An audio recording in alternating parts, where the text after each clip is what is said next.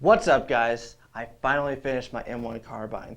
If you haven't seen my video on my inland M1 Carbine, you should probably go see it. It was a mess.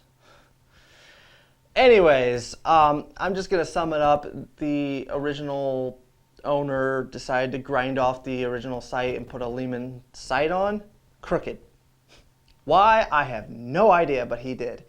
And ruined the rifle because, like I said, it was crooked. You had to tighten it each time, like a magazine, because it would start coming loose. And it was only good to about 20 yards because of how crooked it was. I ended up selling off that rifle to a guy who thinks he can repair it. Good luck to him. But I decided to make the investment in a Fulton Armory barreled receiver. Now, when I bought this, they had an option for a non-match barrel. I looked at their site recently and I don't see that rifle on their listing. It's just their match barrel one. But I was able to get the non-match and the accuracy has been just fine. But I definitely overpaid, in my opinion. The reason why I say I overpaid, the Fulton's fine, but I bought a whole rifle just to buy another whole rifle. Anyways, I kept the bolt from the inland. I like the aesthetic look of the bolt being cut flat like this. I just think it looks better than the Fulton Armory one. The trigger pack and the piston, little things like that are from the inland. I just sold the barreled receiver just in case somebody wanted to buy a barrel. Anyways, so it's got all the parts that I liked from the other rifle. It's got a decent trigger on it. The one thing is it has a push cross bolt safety and a push button mag release. On later versions of the M1, they would change the safety to a lever because they were out of fear that somebody would hit the mag release instead of the safety in a high tension situation, which I can see. But for me, I had no problem with it, and to hit the mag release, I have to shift my grip anyways. So for me, it was not a big deal.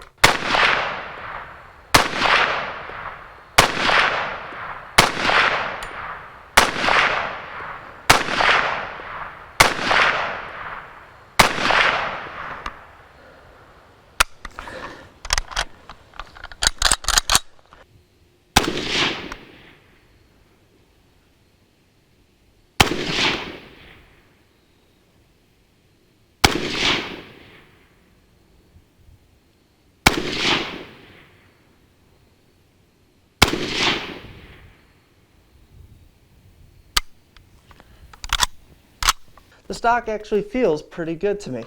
I think it's pretty comfortable, but there is a little bit of wobble back and forth. But once you pull it into your shoulder and lock it, it feels pretty good. Now that front sight post is really thick. So when I was shooting at 100 yards, that would cover up the target. So that was my biggest complaint about these sights is the front sight blade is kind of huge. The rear is adjustable by moving it up this step ladder, this sight ladder, not step ladder, up this ladder to adjust. There was some complaints that with recoil it would pop out of the detents because there's detents each position, and there's supposedly sights that would come and move with recoil. I've not experienced this. Maybe the World War II ones are different, but for me, my rifle stays right where I put the sight. If you want to lock the bolts open, there's a little notch cut into the receiver back here. You pull the bolt back, and then on the charging handle, there's a button, and it holds it back. Just in case you want to lock it open, there is no last round bolt hole open on this gun. Magazines, I'm actually running some World War II magazines. These seem to run the most reliable. And I think it's really cool that I have a whole bunch of World War II magazines that are still in the wax paper. So I think that's really cool. But I had 2 that the wax paper had been opened, and I was able to pull it out of the box. But, you know, out of the paper. Can you tell that I'm a little tired? Been really busy lately. Anyways, the World War II ones work a lot better than the magazines that came with my Inland M1 Carbine. Now, I did go with a different barrel band here. It doesn't have the bayonet lug. I think it looks nicer. And a lot of people were suggesting that I do this. I know this is probably not completely historically correct. I didn't do as much research as I should have, but I do know with my Inland, a lot of people were saying to go with this kind of barrel band.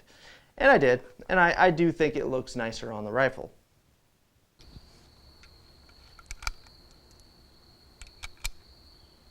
Am I just finishing the box? Yeah, just finish it off.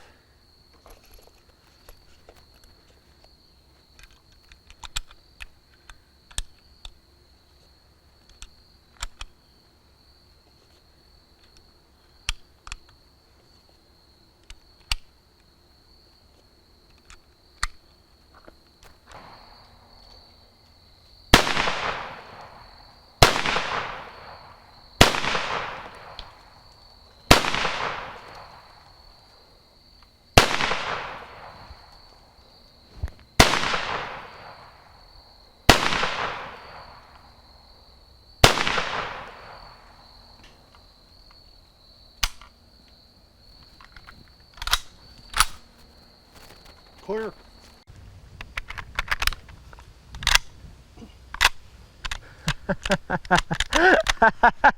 Okay.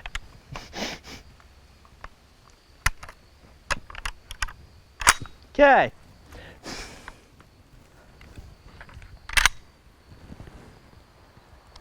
Oh, that's bull. All right, we got a squib. So here is the squibbed bullet. When I looked in the chamber, I'm like, oh, that's the end of the bullet. And I pulled it out.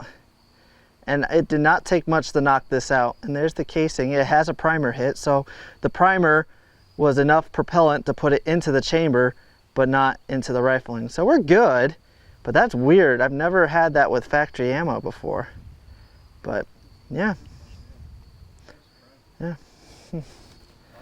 All right, well, we got that cleared. And it fed in. Imagine that. There's not a bullet in the way. So, all right.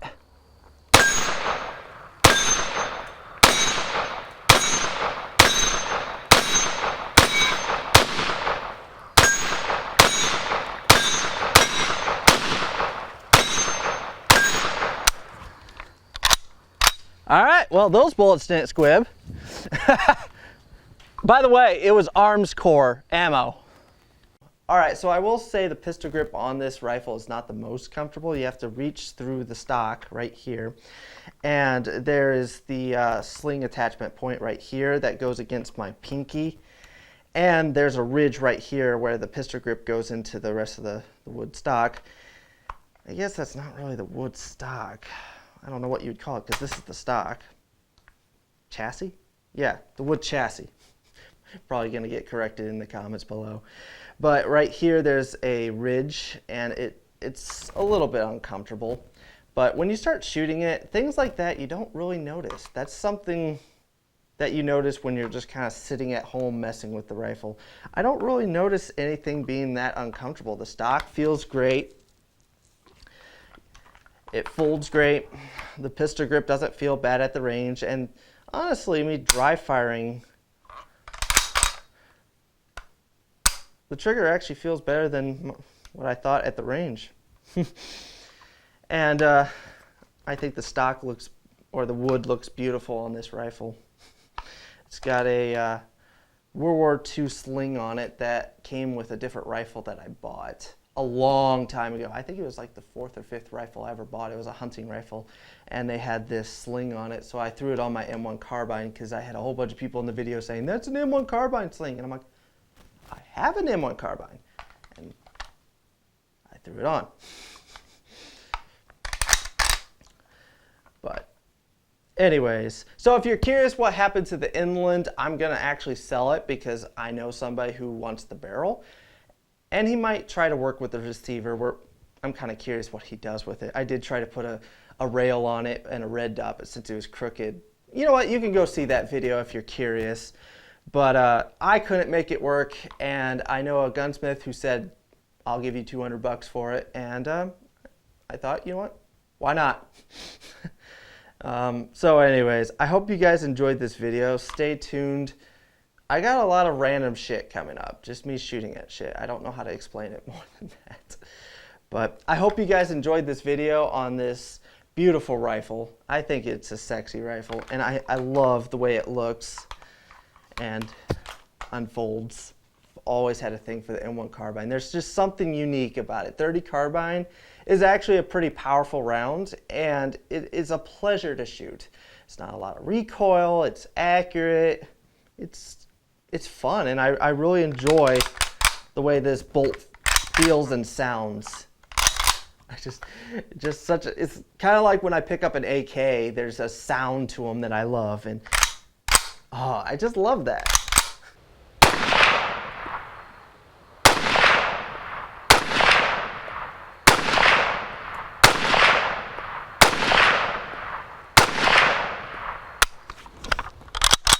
All right. Ready? Yep.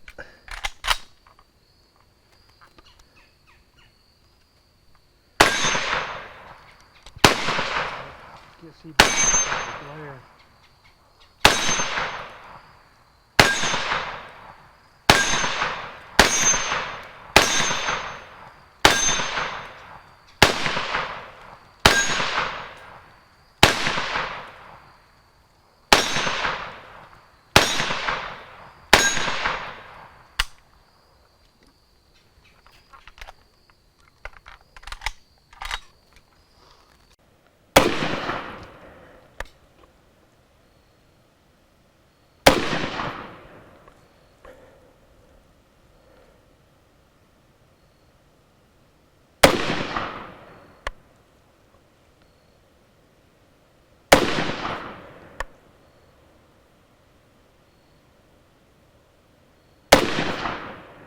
This was my first one, this was my second one, and this was the bench. Now, I did do 2 different groups. This was at first, and then I raised it up because I saw it was shooting low, so I put the post probably around here and shot here, around this area. So it is shooting low, but you can see it groups really well.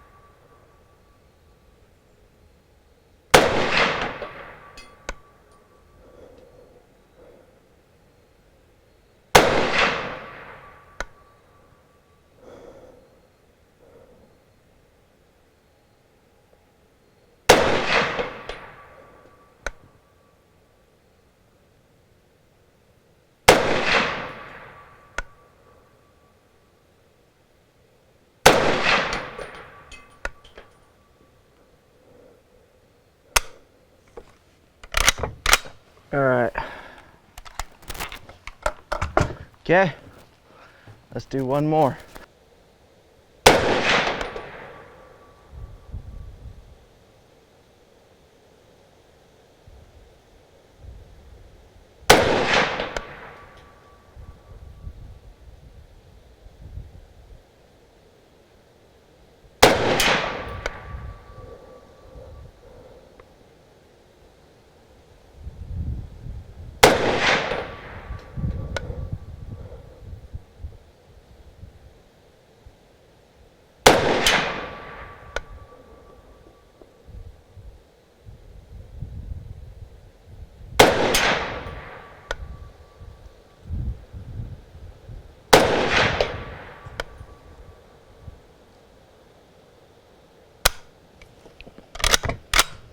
All right. Let's go.